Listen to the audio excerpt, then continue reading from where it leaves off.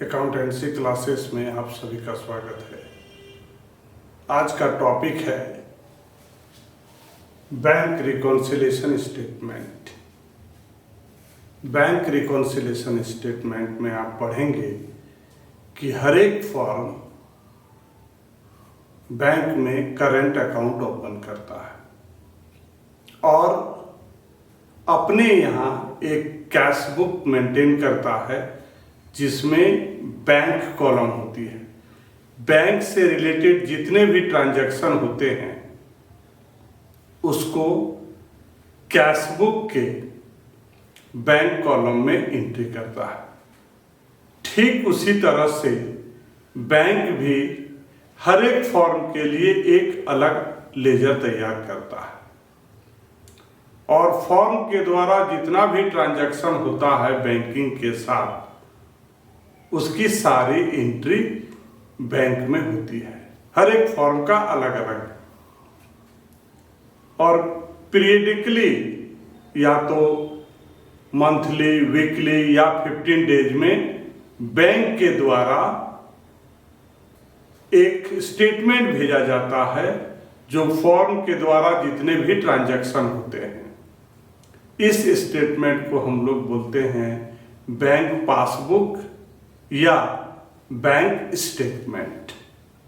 यहां पर ध्यान ये रखना है, हर एक फर्म के पास जो कैश बुक होता है उसमें एक बैंक कॉलम होता है और फर्म कैश बुक में जिस चीज को डेबिट करता है उसको बैंक अपने यहां क्रेडिट करती है और जिसको फर्म कैश बुक में क्रेडिट करता है उसको बैंक डेबिट करती है। हमेशा इस बात को याद रखिएगा। फर्म, हर एक फर्म का बैंक में कौन सा अकाउंट होता है? करंट अकाउंट होता है, याद रखिएगा। और हर एक फर्म अपने यहां कैश बुक मेंटेन करती है और कैश बुक में होता है बैंक कॉलम। बैंक से रिलेटेड जितने भी ट्रांजैक्शन होते हैं, बैंक से रिलेटेड जितने भी ट्रांजैक्शन होते हैं उसकी एंट्री फर्म कैश बुक के बैंक कॉलम में एंट्री करती है।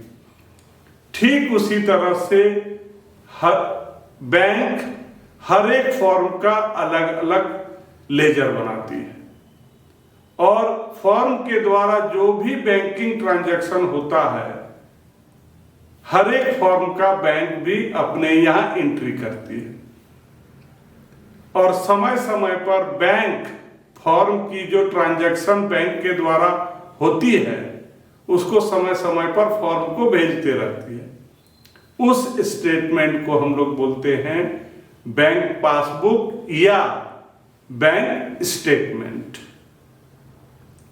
यहां पर आप बैंक रिकॉन्सिलिएशन के बारे में पढ़ेंगे तो ये जो बैंक के द्वारा जो एंट्री की जाती है और फर्म के द्वारा जो एंट्री की जाती है दोनों में डिफरेंसेस आ जाता है। इस डिफरेंस को दूर करने के लिए एक स्टेटमेंट बनाते हैं, उसको हम बोलते हैं बैंक रिकॉन्सिलिएशन स्टेटमेंट।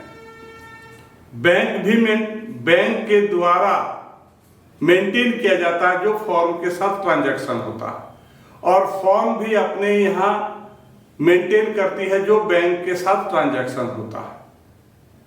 तो बैंक के यहां जो स्टेटमेंट है, जो पासबुक है और जो कैश बुक जो फर्म के यहां है, दोनों बुक में जो डिफरेंसेस आता है, बैलेंस का जो डिफरेंसेस आता है, इसको दूर करने के लिए एक स्टेटमेंट बनाते हैं। उस स्टेटमेंट को हम कहते हैं बैंक रिकॉन्सिलिएशन स्टेटमेंट।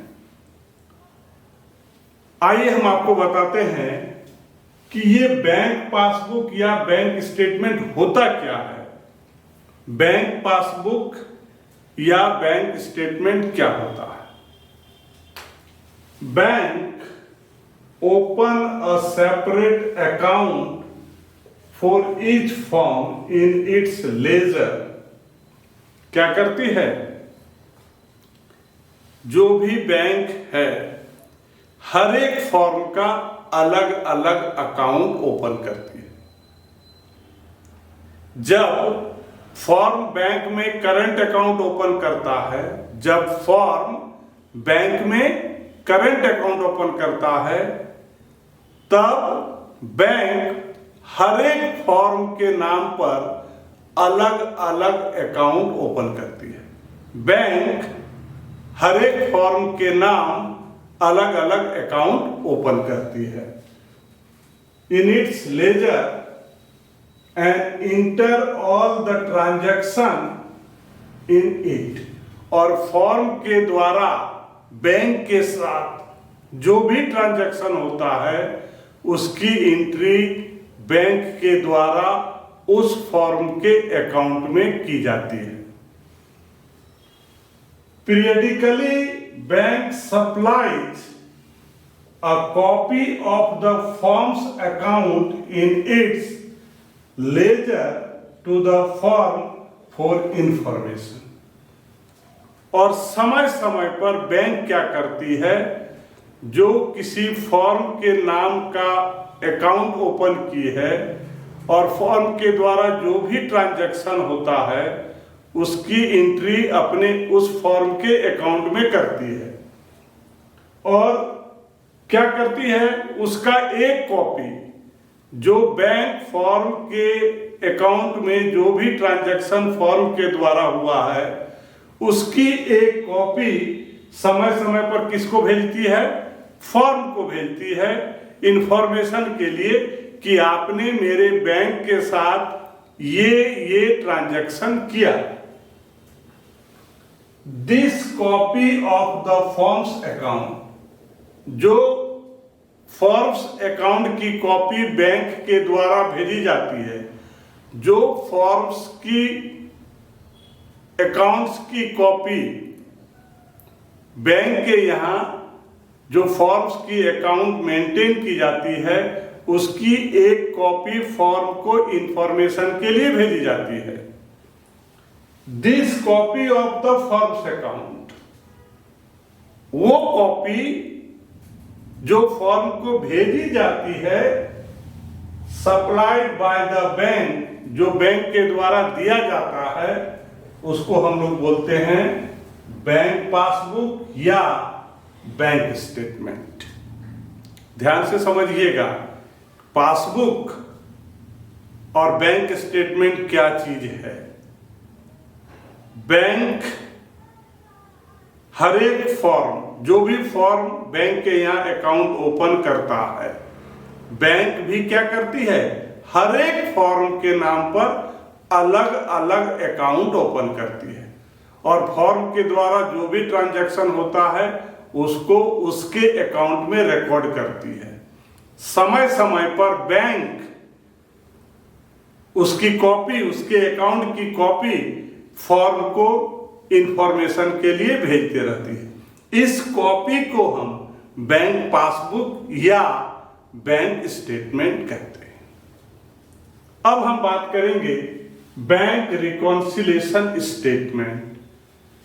एक ऐसा स्टेटमेंट जो प्रिपेयर किया जाता है जानने के लिए कि ये जो डिफरेंस है, जो बैंक के द्वारा स्टेटमेंट दिया गया है और जो फॉर्म अपने यहाँ जो कैशबुक मेंटेन करती है, ये दोनों के बैलेंस में डिफरेंस को जानने के लिए सिर्फ जानना ही नहीं है, इस डिफरेंस को दूर भी करना है। उसको बोलते हैं reconcile the balances of the two books. Such a statement is called bank reconciliation statement. एक ऐसा स्टेटमेंट जिस स्टेटमेंट के द्वारा ये पता लगाया जाता है कि दोनों जो बुक है, कैश बुक और पासबुक, उसमें डिफरेंस का कारण क्या है, डिफरेंस क्यों हुआ। सिर्फ डिफरेंस पता ही नहीं लगाना है, बल्कि उस डिफरेंस को दूर भी करना है। उसके लिए एक स्टेटमेंट बनाया जाता है। उस स्टेटमेंट को हम कहते हैं bank reconciliation statement. Definition by Patil. Patil के द्वारा बैंक रिकॉन्सिलिएशन स्टेटमेंट का डेफिनेशन क्या है? Bank reconciliation statement is a statement. Bank reconciliation statement एक ऐसा स्टेटमेंट है जो तैयार किया जाता है mainly to reconcile the difference between the bank balance shown by the cash book and the bank passbook। जो डिफरेंस कैश बुक का बैंक बैलेंस में है और बैंक के पासबुक में है, ये दोनों के डिफरेंस को दूर करने के लिए एक स्टेटमेंट बनाया जाता है। उसको हम लोग बोलते हैं bank reconciliation statement. It is defined by Patil. Causes of differences in cash book and passbook balances. There are two causes in the differences of cash book and passbook balances. Number one, differences caused by time gap in recording transaction। पहला reason है, cause है difference का, time gap in recording transaction. Cashbook और passbook में time का gap है, recording same time में दोनों में रिकॉर्डिंग नहीं होता है। दैट मीन्स एक में रिकॉर्डिंग और दूसरे में रिकॉर्डिंग, इसके बीच में कुछ टाइम का गैप है, जिसके चलते कैशबुक और पासबुक में डिफरेंसेस पाया जाता है। टाइम गैप के चलते जो रिकॉर्डिंग होती है कैशबुक में और पासबुक में, उनके बीच में टाइम का गैप होता है, कुछ समय लगता है, कुछ डेज लगता है, इसलिए कैशबुक और पासबुक में डिफरेंस पाया जाता है। दूसरा, differences caused bye error committed in the recording. कभी कभी क्या होता है, एंट्री गलत हो जाती है। एंट्री गलत हो जाने से भी ये डिफरेंसेस कैशबुक और पासबुक में पाया जाता है। Now in detail, differences caused by time gap in recording transaction. पहला, check issued but not presented for payment in the bank। Check issue, हम लोग क्या करते हैं, किसी को चेक दिए, क्रेडिटर को चेक दे दिए, जो हमसे पैसा पाएगा उसको हम क्या करेंगे, चेक देंगे। तो जैसे ही चेक देंगे एज ए फॉर्म हम क्या करेंगे, हमारे पास जो कैशबुक में बैंक कॉलम है उसमें हम क्रेडिट कर देंगे। इससे क्या हो जाएगा, कैशबुक के अनुसार बैंक का जो मेरा बैलेंस है वो रिड्यूस हो जाएगा, कम हो जाएगा। अब दूसरी तरफ बात कीजिए बैंक का। चेक तो हमने क्रेडिटर को दे दिया, लेकिन क्रेडिटर ने बैंक में जमा नहीं किया। यहां देखिए, not yet present for payment in the bank. हमने क्रेडिटर को चेक दे दिया, जैसे ही क्रेडिटर को चेक दिया अपने कैशबुक के बैंक कॉलम में क्रेडिट कर दिया, लेकिन जिसको हमने चेक दिया उसने बैंक में जमा नहीं किया, उसने चेक को बैंक में जमा नहीं किया। तो अब आप सोचिए कि आपके अनुसार एज ए फॉर्म के अनुसार, कैशबुक के अनुसार बैंक का बैलेंस क्या हो गया, कम हो गया, और पासबुक में चेक पहुंचा ही नहीं, तो पासबुक का बैलेंस क्या हो गया, एज इट इज हो गया। तो यहां पर क्या हो गया, दोनों में डिफरेंस आ गया। ये क्या चीज का, टाइम गैप के चलते। जिसको हमने चेक दिया वो अगर बैंक में जमा करता तो वो वहां डेबिट कर देता, तो वहां पर भी माइनस हो जाता और यहां हमने माइनस कर दिया, दोनों का बैलेंस क्या हो जाएगा, सेम हो जाएगा। लेकिन सिचुएशन क्या है, हमने जिसको चेक दिया तो जैसे ही चेक दिया कैश बुक के बैंक कॉलम में क्रेडिट कर दिया, कैश बुक के अनुसार बैंक का बैलेंस कम हो गया और पासबुक में किसी तरह का कोई चेंज नहीं हुआ क्योंकि क्रेडिटर ने चेक जमा नहीं किया। तो इससे क्या हो गया, जो टाइम का जो गैप हो गया, इससे कैश बुक और पासबुक में क्या हो गया, डिफरेंस आ गया, पहला। दूसरा है cheque paid into bank for collection but not yet credited by the bank. हमको किसी ने चेक दिया, कैश बुक के बैंक कॉलम में डेबिट कर दिया, कैश बुक के अनुसार बैंक का बैलेंस इंक्रीज कर गया, बढ़ गया। हमने क्या किया, एंट्री करने के बाद उस चेक को क्या किया, बैंक में डिपॉजिट कर दिया, लेकिन बैंक के द्वारा क्रेडिट नहीं की। जिसको हम डेबिट करेंगे बैंक उसको क्या करेगी, क्रेडिट करेगी। तो क्या है, but not yet credited bye bank. हमने डेबिट कर दिया लेकिन बैंक ने क्रेडिट नहीं किया। दैट मीन्स जो चेंजिंग है वो कैश बुक में हुआ, कैश बुक के अनुसार बैंक में बैंक का जो बैलेंस है वो इंक्रीज कर गया। हमको किसी ने चेक दिया था, चेक की एंट्री करके चेक बैंक में जमा कर दिए, लेकिन बैंक के द्वारा क्रेडिट नहीं किया गया। इसका मतलब ये हुआ कि बैंक के द्वारा पासबुक में किसी तरह की कोई एंट्री नहीं हुई। तो यहां पर भी क्या हो जाएगा, कैश बुक के अनुसार जो बैंक बैलेंस है और पासबुक के अनुसार जो बैंक बैलेंस है वो दोनों में डिफरेंस आ जाएगा, क्योंकि उसने क्रेडिट किया ही नहीं। इसलिए पासबुक में किसी तरह का कोई चेंज नहीं, सिर्फ चेंज किस में हुआ, कैश बुक में हुआ। कैश बुक के अनुसार बैंक में मेरा पैसा बढ़ गया, लेकिन पासबुक के अनुसार जैसे के तैसे है, उसमें किसी तरह का कोई चेंज नहीं हुआ। वो जब क्रेडिट करेगा तब जाकर के मैच करेगा। तो ये जो डिफरेंस हुआ वो किसके लिए हुआ, टाइम गैप के लिए, क्योंकि उसने क्रेडिट नहीं किया। क्रेडिट करने में 1-2 दिन समय लगता है, क्रेडिट करने में 1-2 दिन समय लगता है। तो टाइम का जो गैप है उसके चलते दोनों में क्या आ गया, डिफरेंस आ गया, कैश बुक में और पासबुक में। Number 3, cheque paid into bank for collection but dishonour by bank. हमने चेक बैंक में जमा किया, चेक को बैंक में जमा करने से पहले हम लोग कैश बुक में एंट्री करते हैं, कैश बुक के बैंक कॉलम में डेबिट कर दिए, कैश बुक के अनुसार बैंक में पैसा बढ़ गया, कैश बुक के अनुसार बैंक बैलेंस बढ़ गया। चेक तो हमने बैंक में जमा किया, लेकिन क्या हो गया, डिसऑनर।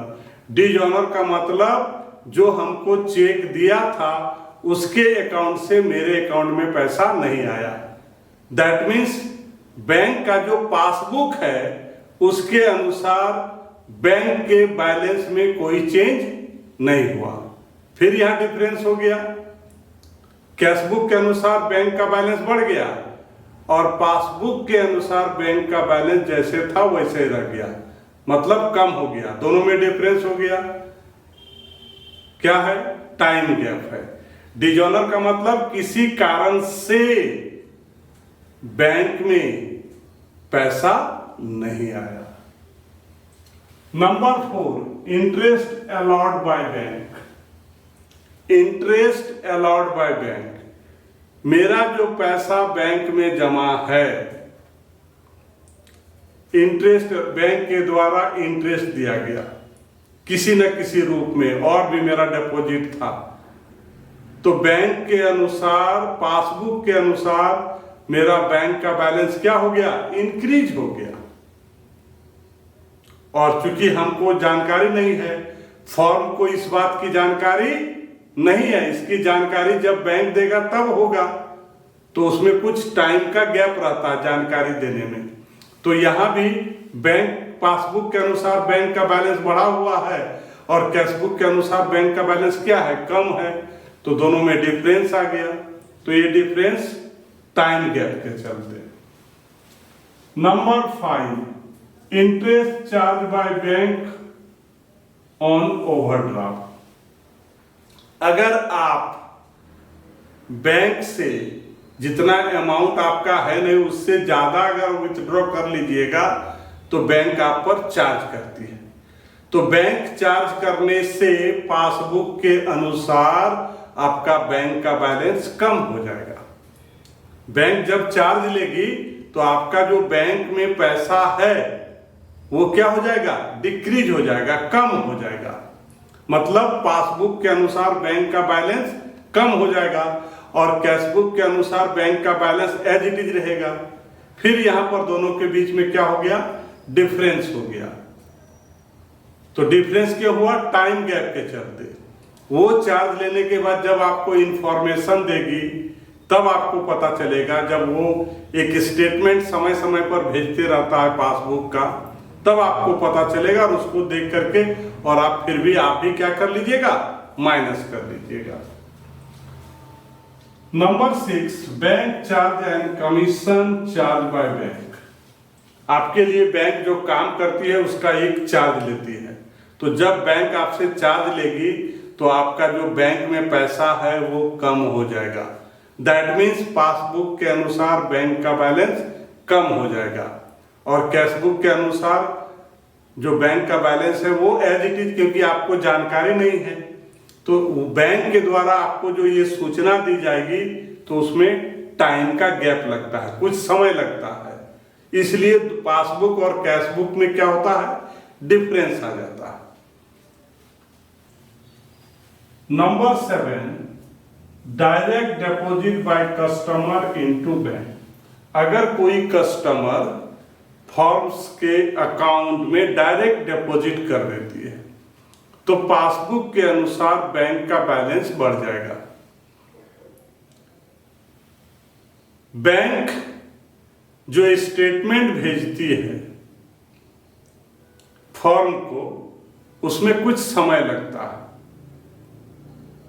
तो दोनों के जो टाइम का जो गैप है जिसके चलते क्या होगा, कैशबुक के अनुसार जो बैंक का बैलेंस है उसमें किसी तरह का चेंज नहीं आएगा और कस्टमर डायरेक्ट फॉर्म के अकाउंट में पैसा जमा कर दिया है तो पासबुक के अनुसार बैंक का बैलेंस बढ़ जाएगा और कैशबुक में एज इट इज रहेगा। तो यहां भी दोनों के बीच में क्या आ जाएगा, पासबुक और कैशबुक के बैलेंस में डिफरेंस आ जाएगा। Number 8, interest and dividend collected by bank. जब फॉर्म इंस्ट्रक्शन देती है बैंक को कि इंटरेस्ट और डिविडेंड आपको कलेक्शन करना है, तो जब बैंक इंटरेस्ट और डिविडेंड कलेक्ट करती है तो पासबुक के अनुसार बैंक का बैलेंस बढ़ जाता है। फॉर्म को जानकारी होगी तब जाकर के उसके कैशबुक में या कैशबुक के अनुसार बैंक के बैलेंस में चेंज जाएगा। तो यहां पासबुक का बैलेंस आपका बढ़ा हुआ है और कैशबुक का एज इट इज है, तो यहां भी कैशबुक और पासबुक के बैलेंस में क्या हो जाएगा, डिफरेंस हो जाएगा। Number 9, direct payment made by bank on behalf of the customer. Bank को ये इंस्ट्रक्शन दिया जाता है कि किसको पेमेंट करना है, किसको नहीं करना है। तो जब स्टैंडिंग ऑर्डर के अनुसार बैंक फॉर्म के बिहाफ में पेमेंट करती है, उससे बैंक का जो बैलेंस है पासबुक के अनुसार वो डिक्रीज कर जाता है और कैशबुक का बैलेंस एज इट इज रहता है, क्योंकि फॉर्म को यह भी जानकारी नहीं है कि फॉर्म के बिहाफ में कब पेमेंट किया गया, नहीं किया। जब बैंक इंफॉर्मेशन देती है तब पता चलता है।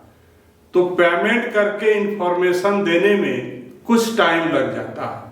तो ये टाइम गैप के चलते कैशबुक और पासबुक में क्या हो जाता है, डिफरेंसेस आ जाता है। डियर स्टूडेंट, आप अभी हमसे पढ़ रहे थे cashbook, passbook, bank reconciliation statement, meaning and definition. आज के लिए इतना ही। आज का टॉपिक हम यहां पर समाप्त करते हैं। चैनल में बने रहने के लिए, नए अपडेट के लिए चैनल को सब्सक्राइब कीजिए। आपका दिन शुभ हो। Thank you.